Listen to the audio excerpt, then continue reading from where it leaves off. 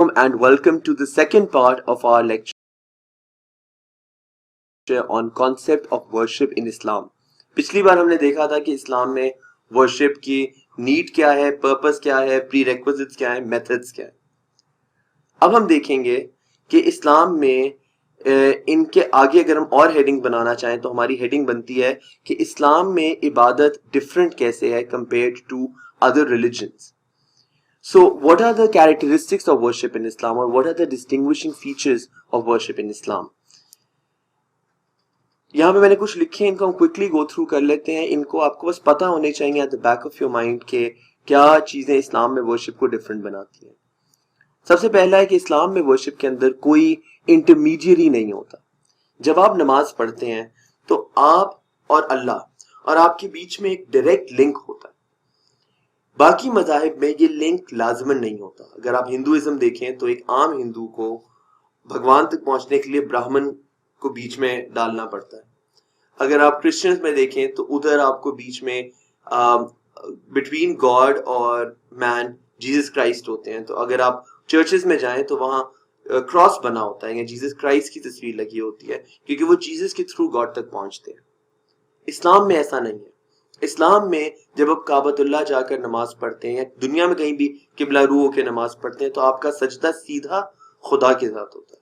तो this is the characteristic of Islamic worship कि इस्लाम में जो भी वर्शिप है वो इबादत अल्लाह के लिए है और किसी के लिए नहीं है. इस पे हम इंशाल्लाह एक वर्स भी अभी देख लेंगे. अच्छा, उसके बाद इस्लाम में वर्शिप ऑल इनकम्पसिंग है. मिसाल या मतलब क्या हुआ? मतलब ये कि in Islam worship is not just worship of the body or just worship of the soul or just worship of money. इस्लाम में worship all encompassing है. आप नमाज पढ़ते हो तो फिजिकल भी मेहनत होती है, रूहानी भी आप उसमें मेहनत करते हो, ज़कात देते हो तो माल की भी वर्शिप होती है, चैरिटी करते हो या माँ बाप का ख्याल रखते हो, आपका टाइम भी लगता है, आपकी मेहनत भी लगती है, आपके पैसे भी. सो हर चीज इस्लाम की वर्शिप जो है वो कवर करती है. अच्छा जी, उसके बाद नियत. हदीस शरीफ है कि अल अमाल बिन नियत, अमाल जो है वो नियतों से है. नियत इस्लाम के इबादत में बहुत जरूरी है. अब अगर आप दूसरे मज़ाहिब देखते हैं, एक मजहब है जिसमें आप एक गलत काम नहीं करते या एक कोई मजहब का एक इबादत है जो आप कर देते हैं, वो आप खाना बुरी के तौर पे कर ही जाएं और आपको वो कहेंगे जी ठीक है आप सही कर रहे हैं. इस्लाम में ऐसे नहीं है. अगर आप नमाज पढ़ रहे हैं पर नमाज दिल से नहीं पढ़ रहे तो आपकी इबादत नहीं है. इबादत में नियत का होना बहुत जरूरी है. और इससे एक और जो एक जबरदस्त बात आती है, प्लस पॉइंट आता है, वो ये आता है कि अगर आप कुछ गलत कर जाए पर आपकी नियत साफ हो तो इस्लाम में वो भी अल्लाह आपको उसका भी अजर देता है. तो इंटेंशन का मैटर करना इस्लाम का एक डिस्टिंग्विशिंग फीचर है. फिर इस्लाम में वर्शिप इज वेरी फ्लेक्सिबल. मसलन आप नमाज पढ़ना चाहते हैं, वजू करना है, पानी नहीं है, तयम्मुम कर लो. नमाज पढ़नी है तो मस्जिद नहीं है, घर पे पढ़ लो. घर पे नहीं है, बाहर हो, बाहर सड़क के किनारे रुक के पढ़ लो. अगर बीमार हो तो बैठ के पढ़ लो. अगर उससे ज्यादा बीमार हो तो लेट के पढ़ लो. आंखों के इशारे से नमाज पढ़ लो. तो इस्लाम ने फ्लेक्सिबिलिटी दी. आपने नमाज पढ़नी है पर आप किस तरह पढ़ते हो वो आपको इस्लाम ने flexibility they the. This is also a characteristic of Islam. आप साहिबे माल नहीं हो, आप ज़कात ना दो. आप सफर नहीं कर सकते, आप हज ना करो. आपको इस्लाम कंप्लीट फ्लेक्सिबिलिटी देता है. और अगर आप हज नहीं करते क्योंकि आप ट्रैवल नहीं कर सकते थे किसी वजह से, तो उसका गुनाह नहीं मिलेगा कि जिसने हज नहीं किया इसको गुनाह नहीं. अगर आप ज़कात नहीं देते कि आप साहिब माल नहीं हो, आपको गुनाह नहीं मिलेगा. तो ये फ्लेक्सिबिलिटी है इस्लाम. फिर इस्लाम में इबादत जो है वो क्रॉस टेम्पोरल है. वो हर दौर के लिए वही इबादत है.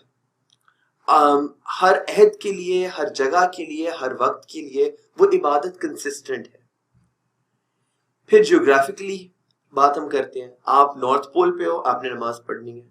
आप साउथ पोल पे हो, आपने नमाज पढ़नी है. आप जंगल में हो, आप सहरा में हो, आप चांद पे चले जाओ, आप पे वहां भी नमाज फर्ज है. ये इस्लाम की इबादत का डिस्टिंग्विशिंग फीचर है. इस्लाम में कोई रिस्ट्रिक्शन नहीं है इबादत पर कि जी یہ عبادت فلاں بندہ کرے گا، یہ عبادت فلاں بندہ کرے گا، یہ عبادتیں صرف برہمن کے لیے ہیں، یہ عبادتیں صرف شودر کے لیے، نہیں. امیر، غریب، عربی، اجمی، کہیں کے بھی ہو، کوئی بھی زبان بولتے ہو، آپ ریسٹرکٹڈ نہیں ہو. آپ اگر اللہ کے بندے ہو تو آپ عبادت اس کی کر سکتے ہو، آپ اس کا نماز پڑھ سکتے ہو، آپ مسجد میں جا سکتے ہو. پھر اسلام میں عبادت ڈسکریمنیٹری نہیں ہے کہ ہم جی عورتوں کو فرق عبادت ہو، بندوں کو فرق عبادت ہو، نہیں. عورتیں بھی نماز پڑھیں، مرد بھی نماز پڑھیں، عورتیں بھی حج پہ جائیں، مرد بھی جائیں، عورتیں بھی زکوٰۃ دیں، مرد بھی زکوٰۃ دیں. تو عبادتوں میں ڈسکریمنیشن نہیں ہے. اور آخری جو پوائنٹ مجھے ایک آیا تھا ذہن میں وہ تھا کہ پریکٹس از یونیفائڈ. دوسرے مذاہب میں آپ دیکھتے ہیں کہ مختلف علاقوں کے لوگ فرق طرح سے عبادت کر رہے ہوتے ہیں. ان اسلام that is not the case. If you are Moroccan, Algerian, Saudi, Pakistani, American, whatever you are, نماز اسی طرح پڑھو گے. کوئی بھی ہو، اگر آپ نے قرآن کی تلاوت کرنی ہے، وہ قرآن کی تلاوت آپ ایک ہی طرح کرو گے. سو اسلام میں جو عبادتیں ہیں وہ پریکٹس سیم ہے، وہ unified. This is also a characteristic of practice worship in Islam. Quran کی آیت جو ورشپ سے ریلیٹڈ ہے، وہ ایک آیت میں آپ کو یاد کرا دیتا ہوں، باقی آیات ہم انشاءاللہ مزید بعد میں سیکھتے رہیں گے. بٹ دس ون آیت I think you should definitely know, it's very relevant to this topic. Allah سبحانہ و تعالیٰ فرماتے ہیں وما خلقت الجن والانس الا لیعبدون. وما خلقت، اور ہم نے نہیں بنایا، الجن والانس، جنوں کو اور انسانوں کو، الا لیعبدون، سوائے اس کے کہ وہ ہماری عبادت کریں، یعنی وہ اللہ کی عبادت کریں. اللہ کہتا ہے and we have not created jinns and humans for any purpose other than our worship. So this is a very important part of worship in Islam.